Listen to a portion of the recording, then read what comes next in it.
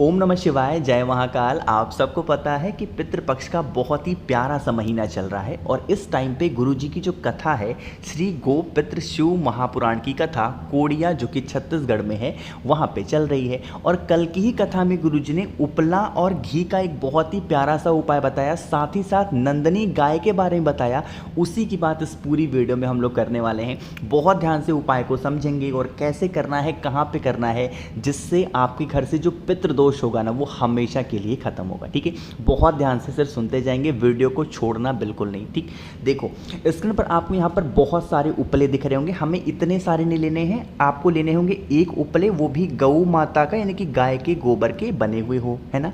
समझ में आई बात मेरी?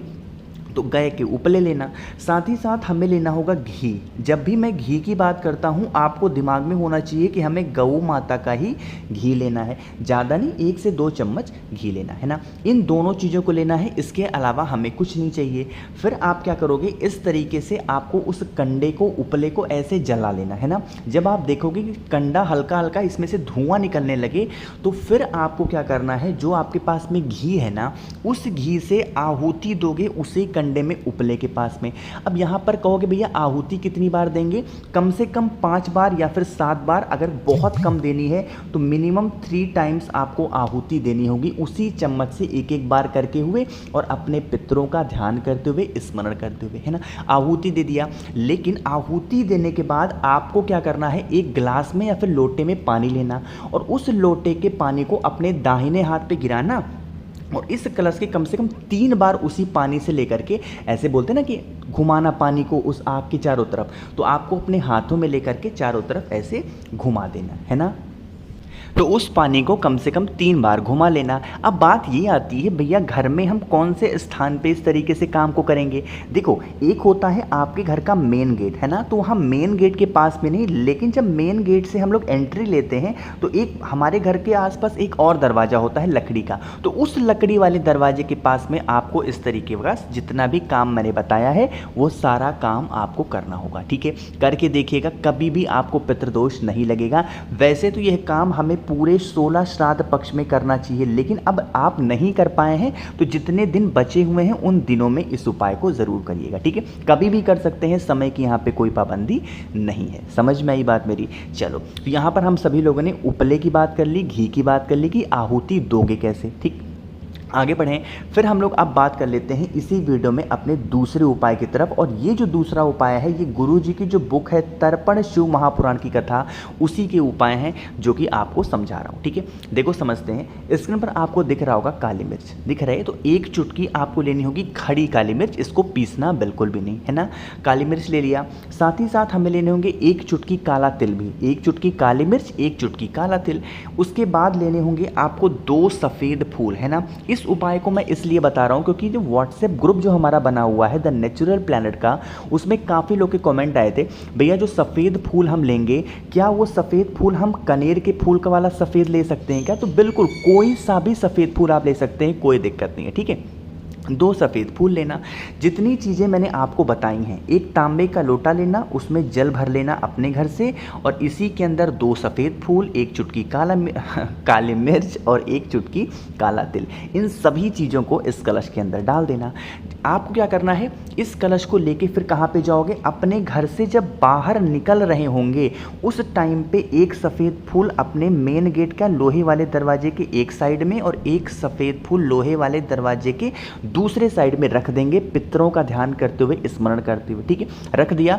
रखने के बाद फिर आप अपने घर से फिर बाहर निकलेंगे और चले जाएंगे कहाँ पे? या तो पीपल पेड़ के नीचे, या तो वट पेड़ के नीचे, और या तो बेल पेड़ के नीचे। इन तीनों पेड़ में कहीं पर भी जाना, सुबह 10 बजे से 12 बजे के बीच में, और उस कलश का पूरा जल पितृ देवता अर्यमा का नाम लेकर के आपको समर्पित कर देना है, जिससे हमारे घर में कभी भी पितृदोष नहीं लगता, और अगर पितृदोष लगा भी हुआ है ना, तो सारा पितृदोष खत्म हो जाता है। ठीक है, समझ में आई बात मेरी ना? तो इस उपाय को करेंगे। ध्यान रखेंगे इस चीज़ का कि पीपल पेड़ की परिक्रमा इस उपाय के दौरान बिल्कुल भी नहीं करेंगे, ठीक है? उपाय किया, चुपचाप आप अपने घर की तरफ चले आना। जब आप अपने घर की तरफ आएंगे तो जो 2 सफ़ेद फूल आपने यहाँ पे रखे थे, इन दोनों सफ़ेद फूलों को यहाँ से उठा लेंगे और किसी पेड़ वगैरह के नीचे ले जा करके डाल देना। फिर आप अपने घर के अंदर एंट्री ले सकते हो। समझ में आई बात? बहुत आसान सा, बहुत ही प्यारा सा उपाय था पितृ दोष को ख़त्म करने का। आप सभी को यह उपाय ज़रूर करना चाहिए। 2 चीज़ें समझ में आ रही ना? आगे बढ़ लेते हैं इस वीडियो में। अब हम लोग अपने तीसरे उपाय और सबसे ईजी, सबसे आसान सा उपाय है, लेकिन अब इसको कैसे करना है उससे पहले एक छोटा सा काम, और वो है कि वीडियो को कर देंगे लाइक। और आज की इस वीडियो का टारगेट रखते हैं सिर्फ और सिर्फ 5000 लाइक। मुझे पूरी उम्मीद है आप लोग पूरी ज़रूर करेंगे। और जितने भी भाई बहन मेरी इस आवाज़ को पहली बार सुन रहे हैं तो चैनल को सब्सक्राइब करिएगा, ठीक है? अब इस उपाय को भी करने से जो आपके घर में पितृदोष लगे होंगे ना, वो सारे पितृदोष आपके खत्म हो जाएंगे, ठीक है? समझते हैं। स्क्रीन पर आपको दिख रहा होगा काला तिल, दिख रहा है ना? तो हमें इसी तरीके से लेने होंगे 21। यहाँ पे गिनती करनी होगी, हमें चुटकी में नहीं लेना। हमें 21 दाने कितने लेने होंगे? काले तिल के। ले लिया। साथ ही साथ यहाँ पर जो स्क्रीन पर आपको दिख रहा है ये है जौ, है ना? ईजिली किसी भी पूजा पाठ के स्टोर पे आपको मिल जाएगा। तो 21 दाने आपको किसके लेने होंगे? जौ के भी। 21 काला तिल और 21 जौ ले लिया, है ना? अब हमें लेने होंगे 1 चुटकी सिर्फ आटा, बहुत ज़्यादा नहीं लेना है, 1 चुटकी आटा लेना। उसके बाद क्या करोगे? 1 कलश ले लेना, ठीक है? और उस कलश के अंदर अपने घर से जल भरना। वो कलश कोई सा भी हो सकता है। जो मैंने आपको 21 काला तिल दिखाया वो डाल देना, जो मैंने आपको 21 जौ दिखाया वो डाल देना। लेकिन इस कलश के अंदर जो आपने 1 चुटकी आटा लिया है वो नहीं डालना, ठीक है? इसको लेके कब जाओगे? पीपल पेड़ के नीचे सुबह 10 बजे से लेकर के 12 बजे के बीच में, ठीक है? पहुंच गए। सबसे पहला काम क्या करोगे? उस जल को पूरा का पूरा पीपल पेड़ की जड़ में समर्पित करोगे, पितृ देवता अर्यमा का नाम लेकर के। फिर से एक बार अर्यमा लिख दे रहा हूँ, जिसको नहीं पता ये है पितृ देवता का नाम, ठीक है? अर्यमा का नाम लेके डाल दिया। जब डालोगे तो फेस कौन सी दिशा में होगा आपका? साउथ डायरेक्शन, यानी दक्षिण दिशा, है ना? ये चीज़ें समझ में आई।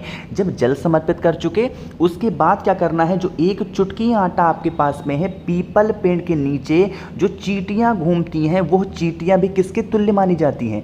आपके पितरों के तुल्य मानी जाती हैं। तो उन चींटियों के लिए आपको क्या करना होगा? फेस रखना साउथ डायरेक्शन, दक्षिण दिशा, और 1 चुटकी आटा भी उनके लिए वहां पे डाल देना। इससे भी जो हमारे पितर होते हैं वो तृप्त हो जाते हैं और कभी हमें पितृदोष नहीं लगता, ठीक है ना? तो इस उपाय को भी आप सभी को ज़रूर करना चाहिए। 3 चीज़ें समझ में आ गई हैं। आगे बढ़ लेते हैं इस वीडियो में सबसे आखिरी और सबसे सुंदर से उपाय की, जो कि हमारा चौथा उपाय है।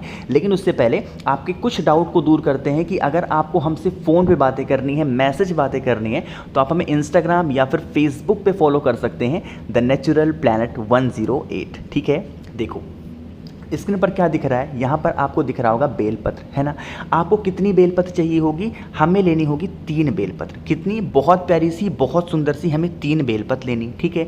अब आए 1 तांबे का लोटा लेना, जिसमें जल भर लेना। कहाँ से? अपने घर से, है ना? इस कलश के अंदर बेलपत्र मत डालना।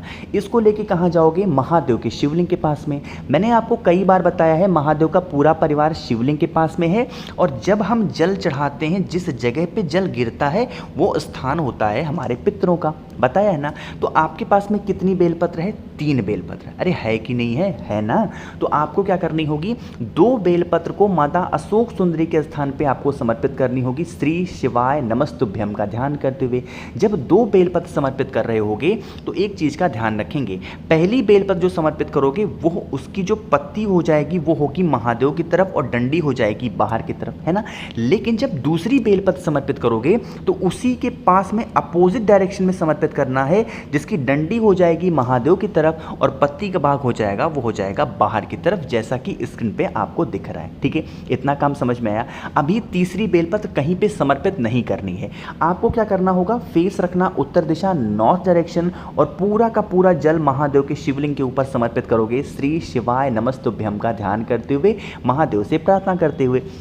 जब जल चढ़ाओगे ना तो जल क्या होगी, बहती हुई इन दोनों बेलपत्र से होता हुआ माता अशोक सुंदरी के स्थान से नीचे गिरेगा और इस जगह पे गिरेगा जहाँ पे हमारे पितरों का वास होता है। जिस जगह पे वो जल गिर रहा है, जो एक बेलपत्र आपके पास में बची हुई है, पितृ देवता आर्यमा का नाम लेकर के उस एक बेलपत्र को आपको यहाँ पर रख देना होगा, समर्पित कर देना होगा। इससे भी जो हमारे पितृ होते हैं वो तृप्त होते हैं। इस उपाय को हमें हमेशा नहीं करना चाहिए, सिर्फ और सिर्फ पितृपक्ष में कभी भी किसी भी दिन कर सकते हैं, कोई इशू नहीं है, कोई दिक्कत नहीं है ना।